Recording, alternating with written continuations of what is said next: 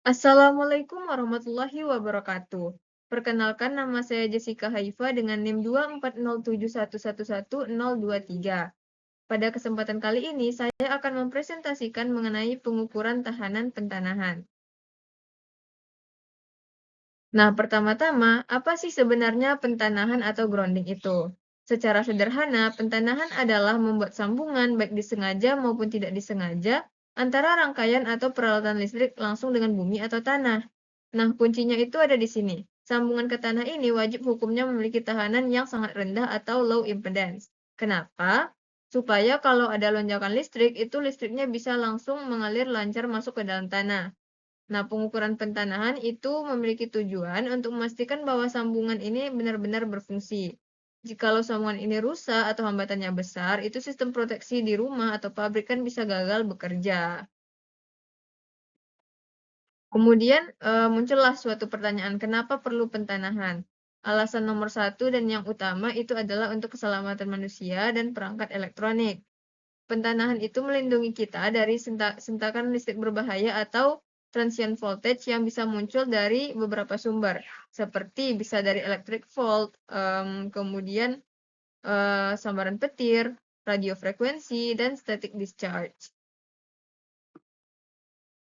Nah, kita lihat pada slide itu berdasarkan estimasi setidaknya ada 15% masalah kualitas daya listrik seperti munculnya gelombang harmonik atau buruknya power factor itu akar masalahnya ada pada sistem pentanahan yang buruk. Bayangkan sebuah industri itu memiliki suatu peralatan. Jika sistem grounding-nya ada yang rusak atau tidak beres gitu, lalu ada petir yang menyambar sekitar area tersebut, maka bisa langsung melompat ke jalur instalasi dan langsung membakar sirkuit elektronik internal. Kerugiannya itu nggak cuma pada alat jutaan rupiah itu, tetapi juga pada sistem operasional pabrik yang lumpuh total. Nah, dengan melakukan pengujian atau pengukuran tahanan pentanahan, itu akan membantu mencegah situasi berbahaya yang mungkin terjadi. Nah, mungkin banyak dari sebagian kita yang berpikir, kan tembaga itu udah ditanam di dalam tanah ya, ya udah dibiarin aja gitu. Nah, itu kurang tepat ya teman-teman, karena kondisi di bawah tanah itu sangat dinamis. Batang tembaga atau elektroda yang kita tanam itu perlahan-lahan akan bisa mengalami korosi atau karatan, karena adanya kelembaban tanah, kadar garam yang tinggi, atau perubahan suhu ekstrim. Selain itu, seiring berjalannya waktu, kabel penghubungnya itu bisa aja kendor atau putus. Itulah kenapa resistansi pentanahan itu wajib diukur secara rutin minimal setahun sekali untuk memastikan nilainya belum berubah menjadi berbahaya. Nah, jika terjadi peningkatan nilai resistansi di atas 20%, itu teknisi harus segera memperbaikinya dengan menambah batang tembaga atau menggantinya. Nah, kemudian berapa sih nilai hambatan pentanahan yang dianggap aman? Secara ideal, kita ingin nilainya itu di 0 ohm, artinya jalur tanpa hambatan. Namun secara praktis itu dari NFPA, Lembaga Internasional dan IEEE serta regulasi nasional kita yaitu PUIL, Persyaratan Umum Instalasi Listrik adalah 5 ohm atau kurang. Bahkan sebenarnya untuk di industri besar atau di daerah yang sangat sensitif seperti di BTS, mereka biasanya menargetkan nilai yang jauh lebih kecil yaitu di bawah 1 ohm. Kemudian, mengapa nilai resistansi dari grounding di tiap tempat-tempat itu bisa berbeda? Sebenarnya ada beberapa faktor penentunya. Kalau dari faktor alami yang tidak bisa kita ubah sebenarnya adalah jenis tanah dan kelembabannya. Tanah rawa berbeda kehambatannya dengan tanah berbatu. Tapi, kita itu bisa, memperhatikan apa saja yang mempengaruhi nilai resistansi pentanahan, itu dengan, yang pertama, panjang atau kedalaman pemasangan elektroda ke tanah, kemudian ada diameter elektroda pentanahan, jumlah elektroda pentanahan, dan desain sistem pentanahan. Nah, kemudian bagaimana cara koneksinya ke tanah? Secara umum, sistem pembumian itu terdiri dari 3 bagian utama yang saling terhubung. Yang pertama ada yang namanya ground conductor. Ground conductor. Nah, ground conductor ini adalah kabel tembaga terbuka yang menghubungkan peralatan listrik menuju ke tanah. Yang kedua ada yang namanya connection. Nah, connection itu Connection itu adalah titik sambungan atau klem penjepit antara kabel dan tiang. Dan yang ketiga ada yang namanya ground electrode, yaitu batang logam atau pipa konduktif yang menancap langsung ke bumi. Jadi ini ground konduktornya, kemudian ini ada connection-nya between the ground conductor and ground coil electrode, dan yang ini adalah ground electrode-nya. Kemudian tergantung lokasi dan kebutuhan itu ada beberapa tipe pemasangan elektroda di lapangan. Di sini ada 4 tipe. Yang pertama itu ada tipe satu batang atau single rod. Nah, tipe satu batang ini paling standar untuk perumahan, di mana proteksi petir pada bangunan sederhana dan backup untuk grounding utilitas. Kemudian yang kedua ada tipe sekelompok elektroda atau multiple rods. Nah, beberapa batang itu dipasang paralel untuk gedung atau perkantoran biasanya. Kemudian ada yang namanya elektroda mesh atau jala. Nah, elektroda mesh atau jala ini anyaman kawat tembaga horizontal yang ditanam luas di bawah tanah. Biasanya ada di gardu induk. Kemudian di tipe elektroda plat ada menggunakan lempengan logam rata. Biasanya dipakai kalau kondisinya sangat dangkal dan daerahnya berbatu keras. Itu ada 4 tipe sistem pentanahan.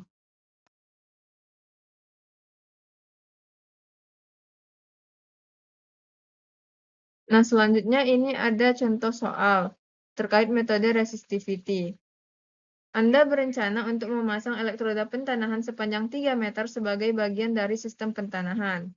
Untuk mengukur tahanan tanah, jenis tanah soil resistivity pada kedalaman tersebut, digunakan metode 4 titik 4-point method dengan jarak antar elektroda uji sepanjang 9 meter.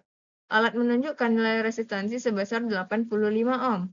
Berapakah besarnya tahanan tanah di titik tersebut? Nah, di sini kita bisa lihat bahwa jarak antar elektroda uji itu ada di 9 meter. Maka kita ketahui bahwa nilai A itu sama dengan 9. Kemudian di sini juga diketahui nilai resistansi dari alat ukur itu sebesar 85 ohm. Maka nilai RE-nya adalah 85 ohm. Nilai RE sama dengan 85 ohm.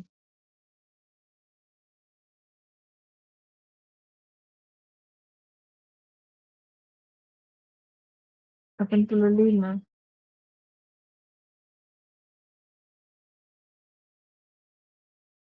85 ohm.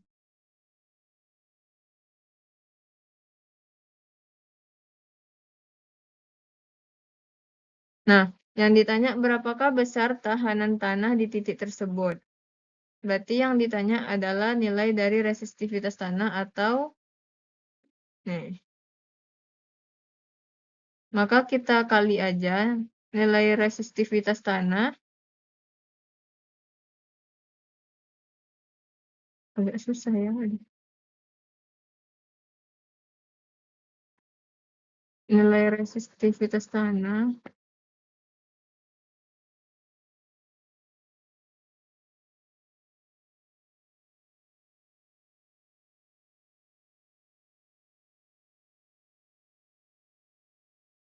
itu sama dengan 2pi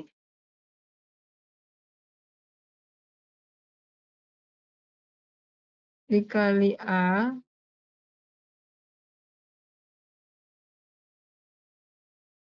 dikali RE.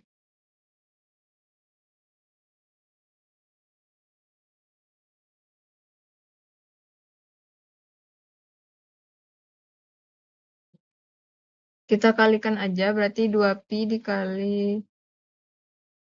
Aduh, nggak muat.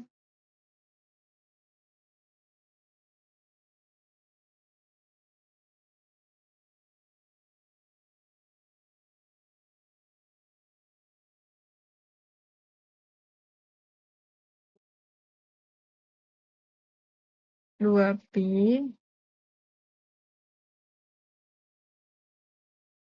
dikali nilai A kita berapa? Di 9 meter jarak probnya. kemudian kita kali dengan nilai RE. Nilai resistansi yang diukur ada di 85 ohm.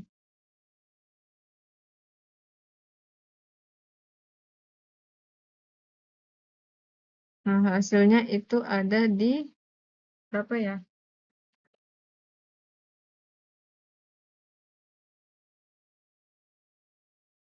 Kita lihat dulu kalkulator. 2Pi dikali 9 dikali 85. Sehingga diperoleh nilai resistivitas tanah itu di 4.6,6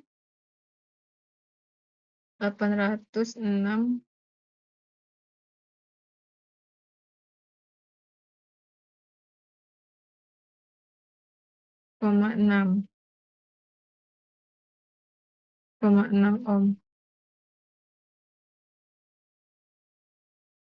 meter. Ohm meter. Aduh, nggak nampak ohm meternya.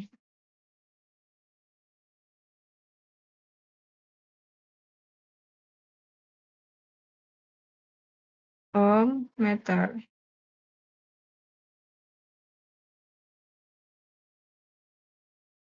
Nah, sekarang kita lanjut ke metode kedua, yaitu metode Fall of Potential dengan 3 titik. Nah, ini adalah metode paling standar dan untuk menguji tiang grounding yang sudah terpasang. Kita menggunakan 3 terminal, ada yang namanya E, elektroda, itu yang diuji, kemudian ada P, itu pasak bantu tegangan atau potensial, kemudian dan ada yang namanya C, pasak bantu arus atau current. Nah, aturan jaraknya itu pasak P ditancapkan kurang lebih 80 kaki atau sekitar 24 meter dari E, sedangkan pasak C itu ditancapkan sejauh 50 meter dari E. Kemudian alat akan menghitung nilai resistansi lewat hukum ohm dasar, yaitu tegangan dibagi arus. R sama dengan V per I. Nah, metode Fall of Potential ini sempat dicoba juga di lab kita saat praktikum pengukuran listrik.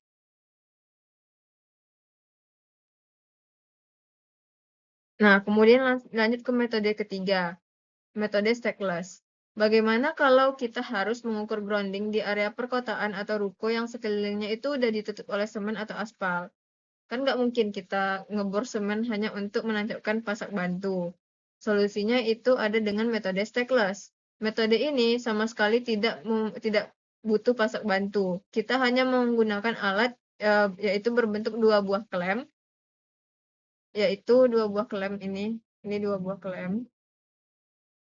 klem atau tang jepit. Yang mana pada klem pertama itu berfungsi untuk menginduksikan atau membangkitkan tegangan pada kabel grounding.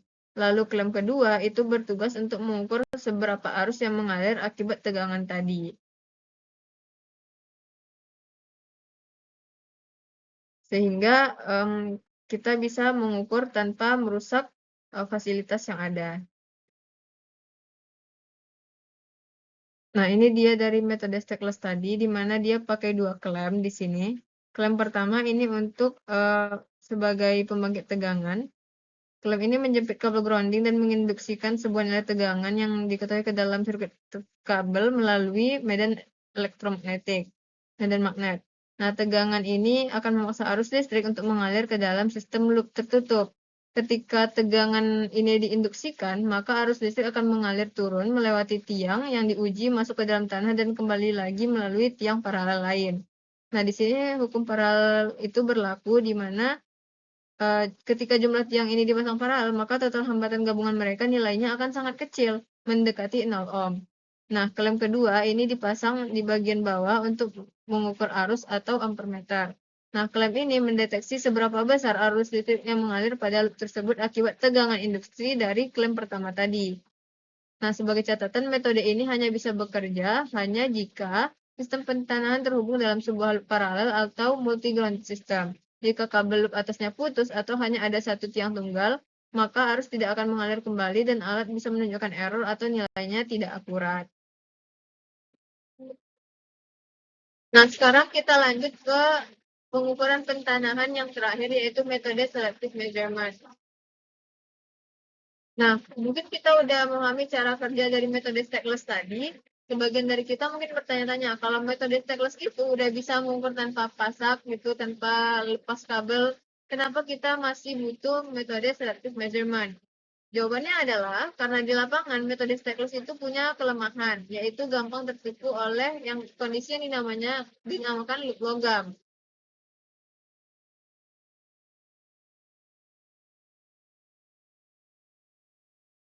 Nah, untuk memecahkan masalah loop logam inilah metode selective measurement diciptakan. Metode ini menggabungkan dua cara sekaligus agar hasilnya akurat tapi tetap praktis. Nah, caranya yaitu dengan tetap menancapkan pasak besi bantu yaitu P potensial dan C current ke dalam tanah yang jaraknya agak jauh. Nah, kenapa harus pakai pasak? Itu gunanya agar memaksa aliran listrik dari alat untuk berjalan melewati lapisan tanah. Dengan begitu, hasil ukurnya itu bisa mencerminkan hambatan tanah yang sebenarnya. Kemudian, agar teknisi itu tidak perlu membongkar kabel utama gedung, selain repot juga berbahaya. Nah, itu tuh ditambahkan satu tang jepit yang namanya current clamp pada tiang yang mau diuji.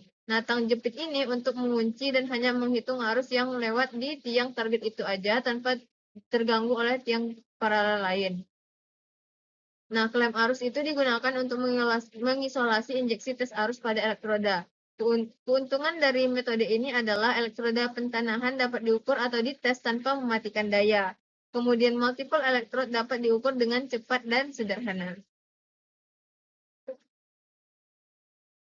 Nah, selanjutnya ini ada gambar dari selective method atau metode selektif, di mana ini sangat berguna ya, karena kita bisa mengukur resistansi elektroda pembumian tanpa harus memutuskan hubungannya. Nah, ini ada cara kerjanya di mana di sini ada pemasangan elektroda bantu atau spike nih. Untuk mengukur resistansi itu kita butuh acuan jarak ketegangan potensial tanah. Oleh karena itu ada dua pasak bantu di luar daerah gedung dengan jarak tertentu. Yang pertama ada yang namanya pasak tegangan atau potensial spike. Biasanya dipasang di posisi tengah.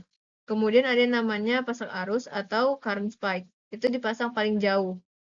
Kemudian alat tester itu akan mengalirkan arus listrik bolak-balik melalui kabel ke pasak arus yang tertancap di tanah. Arus ini kemudian akan mengalir kembali ke tanah menuju ke sistem pembumian gedung. Kemudian di sini ada klem arus, di mana fungsi klem arus itu tuh dikalungkan secara khusus pada kabel yang menuju elektroda yang ingin diukur. Nah, di sini diklem pada jalur MGN atau Master Ground Neutral. Klem ini berfungsi untuk menyaring dan hanya mengukur jumlah arus yang mengalir khusus melewati elektroda pembumian target tersebut. Nah, arus yang mengalir pada jalur lain itu diabaikan oleh klem ini.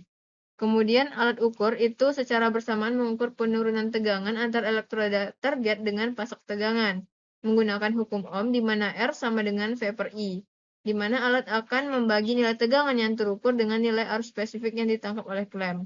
Sehingga di sini keluarlah nilainya di 75,4 Ohm.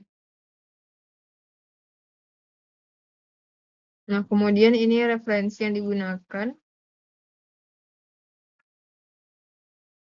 Mungkin sekian presentasi dari saya. Mohon maaf apabila ada kesalahan dan kekurangan. Wassalamualaikum warahmatullahi wabarakatuh.